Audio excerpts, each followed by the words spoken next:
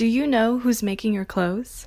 In the Asia-Pacific region alone, there were an estimated 65 million garment workers in 2019, which accounts for 75% of all the garment workers in the entire world. These countries have less labor and environmental restrictions, which the fast fashion industry takes advantage of. Clothing production has not stopped during the pandemic, which has led to a number of issues on the production side of things. For example, decreased demand has resulted in millions losing their jobs, being laid off or furloughed with limited or no pay. Additionally, those who do still have jobs have had their wages slashed. Whatever dangerous working conditions existed before have been worsened by the pandemic, with some factories having little to no safety and health guidelines addressing COVID.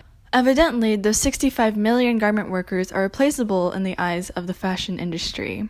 It relies on the dehumanization of POC garment workers, resulting in unlivable wages and unsafe working conditions.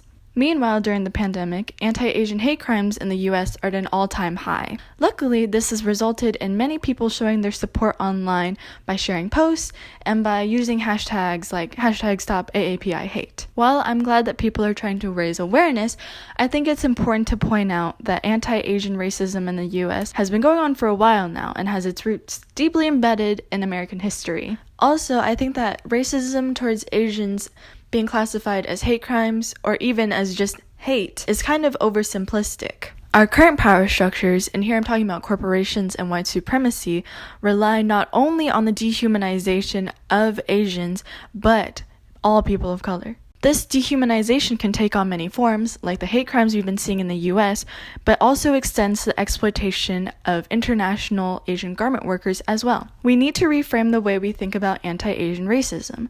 It's not just #StopAAPIHate, and it's not just an issue in America, it's a global issue, a systemic issue, because the systems we unknowingly uphold can have far-reaching effects. So you're probably wondering now, what can you do?